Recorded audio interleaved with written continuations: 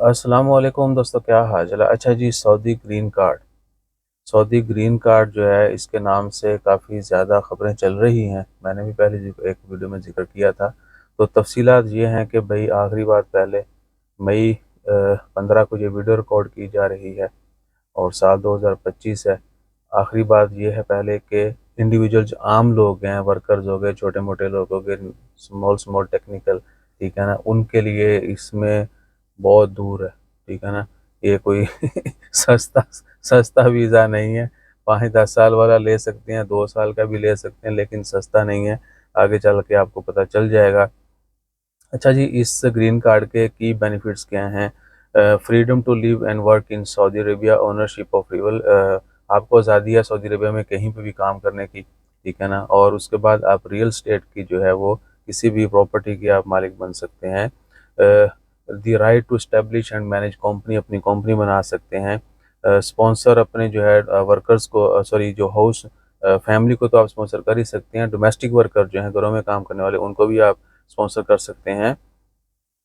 Premium residency membership जो है वो भी अलाउ है। आप अगर ग्रीन कार्ड होल्डर हैं किसी भी टाइप के, तो आप प्रीमियम जो है रेजिडेंसी वो भी फैमिली मेम्बर के लिए अप्लाई कर सकते हैं। Free fees free international money transfer कर सकते हैं। अपने दोस्त अहबाब को जो है, रिलेटिव स्पेशली जो है, उनको आप फ्री, आपको परमिशन होती है कि उनको आप होस्ट कर सकते हैं। ठीक है जी, उनको इनवाइट कर सकते हैं। वीज़ा फ्री एंट्री होगी जब आपने ये वन टाइम ग्रीन कार्ड ले लिया होगा। ये एक्चुअली वीज़ा ही समझें इसको, कि डिफरेंट टाइप्स हैं वो भी आगे आएंगी। तो आप वीज़ा फ्री एंट्री एग्जिट कर सकते हैं। पब्लिक हेल्थ केयर एजुकेशन जो है वहाँ पे आपकी एक्सेस होगी। ठीक है, वो जो गवर्नमेंट के कवानीन है उसमें फ्री होता है, तो वहाँ पे आपको भी फ्री मिलेगी। और जॉब चेंज करने पर, अगर आप जॉब करते हैं, ग्रीन कार्ड या आपके पास जॉब करते हैं, तो आपको जॉब मोबिलिटी के ऊपर कोई सख्ती नहीं है। आप बगैर किसी टेंशन के जो है एक जगह से दूसरी का जॉब स्विच कर सकते हैं। ये नहीं है कि पाबंदी लग जाएगी, एनओसी नहीं मिलेगा, ये वो। गाड़ियाँ खरीद सकते हैं। ठीक है जी, और ट्रांसपोर्ट में यानी आपको काफ़ी ज़्यादा सपोर्ट है। और एलिजिबिलिटी क्राइटेरिया, कौन इसके अहल हैं? ठीक है जी, आपकी एज 21 साल प्लस होनी चाहिए, मिनिमम जो है 21 है। वैलिड पासपोर्ट होना चाहिए 6 मंथ से ज़्यादा। क्रिमिनल रिकॉर्ड नहीं होना चाहिए कहीं पे भी, यानी पुलिस क्लियरेंस सर्टिफिकेट होना चाहिए आपका। मेडिकल, आप फिट हों, मेडिकल रिपोर्ट चाहिए होती है। और फाइनेंशियल रिसोर्सेज जो हैं वो आपके पास सफिशेंट होने चाहिए। How much does it cost? आ जाएँ जी। अनलिमिटेड ड्यूरेशन ऑफ रेजिडेंसी, अलातूल आपको अगर रहायश चाहिए सऊदी अरेबिया की, तो वन टाइम फीस है 8 लाख सऊदी रियाल। वजह ना दज का हूँ वीडियो बंद ना करे, पूरी देख के जाए। लाइफ टाइम वैलिडिटी है, आपने एक टाइम 8 लाख सऊदी रियाल पे करना है। और जो ऊपर आपको सारी खिदमत बताएंगे इनकी वो भी, और बाकी क्या है कि अलातूल फ्री है लाइफ टाइम, जब तक आप जिंदा हैं सब कुछ आपके लिए हो। अच्छा जी, और 1 ईयर रीन्यू रेजिडेंसी भी है। एक अलातूल होगी 8 लाख वाली। दूसरी कैटेगरी है 1 साल, आपने जो 1 साल की रेजिडेंसी होगी और वो ईयरली रीन्यू होगी। उसके लिए आपके पास 1 लाख सऊदी रियाल होनी चाहिए फीस। पर ईयर आपने 1 लाख सऊदी रियाल यानी ओमानी 10,110,000, बहुत महंगा है उस्ताद जी। बिजनेस वालों के लिए मुश्किल नहीं है, चेक करो। 1 साल में आपको हाउ टू अप्लाई है जी, स्टेप बाय स्टेप प्रोसेस है। आपने ऑफिशियल पोर्टल है इनका, वहीं पे जाके अप्लाई करना है। हु कैन अप्लाई, मेन चीज़। तमाम गैर मुल्की इन्वेस्टर्स जो हैं वो अप्लाई कर सकते हैं। जो बड़े इन्वेस्टर्स हैं, skilled professional, doctor, engineer, IT specialist. Doctor engineer जो वाकई ही इंजीनियर है, ठीक है ना, निक्के मोटे जिन्होंने फनी लिखा था वो नहीं। और आईटी में भी नॉर्मल लोग नहीं, स्पेशलिस्ट जो हैं वो। और प्रॉपर्टी ओनर, जो प्रॉपर्टी वहाँ पे उन्होंने खरीदी है, ओनर्स हैं, आप वो इस स्कीम का फ़ायदा उठाना चाहते हैं। High achieving individual in sports, arts and academic, यानी मीडिया से रिलेटेड है आपका या स्पोर्ट्स से है, उनको भी जो है ना ये स्कीम वो हासिल कर सकते हैं। With retired experts with stable income, जो रिटायर हो चुके हैं, इवन के सऊदी अरबिया में रहते हैं या कहीं पे भी, वो सऊदी अरबिया में रहना चाहते हैं मज़ीद, और उनके पास अच्छी इनकम है, पैसा है, बैंक बैलेंस है, वो भी कर सकते हैं। 5 न्यू प्रीमियम रेजिडेंसी कैटेगरी हैं इसमें जी। स्पेशल टैलेंट रेजिडेंसी है। इसमें टैलेंट ग्रुप जो हाईली क्वालिफाइड प्रोफेशनल जो पीछे बताया वो होने चाहिए। Health care, science, technology and research and senior executives. Executives भी वो जो अच्छी सैलरी कमाते हैं, हज़ारों ओमानी रियाल, या उनकी सैलरी जो हैं बहुत लाखों के करीब होनी चाहिए सऊदी रियाल में। तो वो जो है वो कर सकते हैं।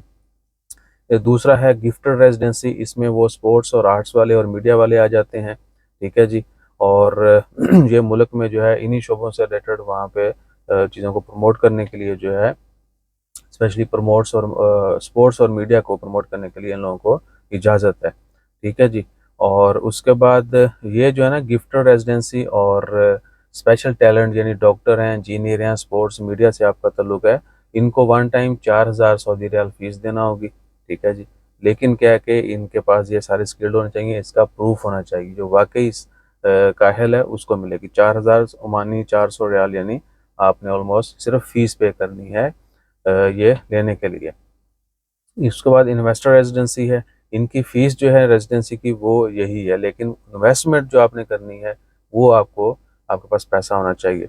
उसके बाद इंटरप्रेन्योर जो है रेजिडेंसी वो है, इसकी भी फ़ीस 4,000 है।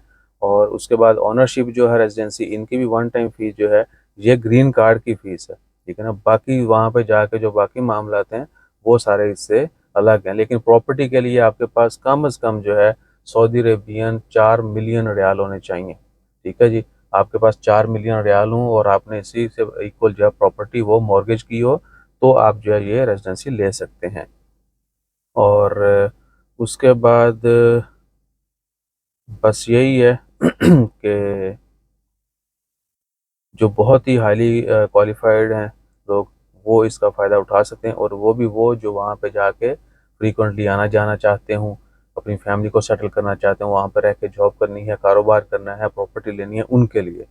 आम आदमी जो है, वर्कर जो है, जिसको सिर्फ जॉब करनी है, छोटा मोटा बिजनेस करना है, उसके पास पूरे सूरे पैसे हैं, तो वो इसको लेने की सोचे भी मत, क्योंकि अगर वो लेगा, आम हो सकता है बहुत सारे लोग ले पाएँ, लेकिन क्या है कि वहाँ पे फिर आप या तो उतना अर्न भी करें, ठीक है, उस लेवल का काम भी करें, जो आपको बेनिफिट्स हैं वो हासिल भी करें, तो फ़ायदा है।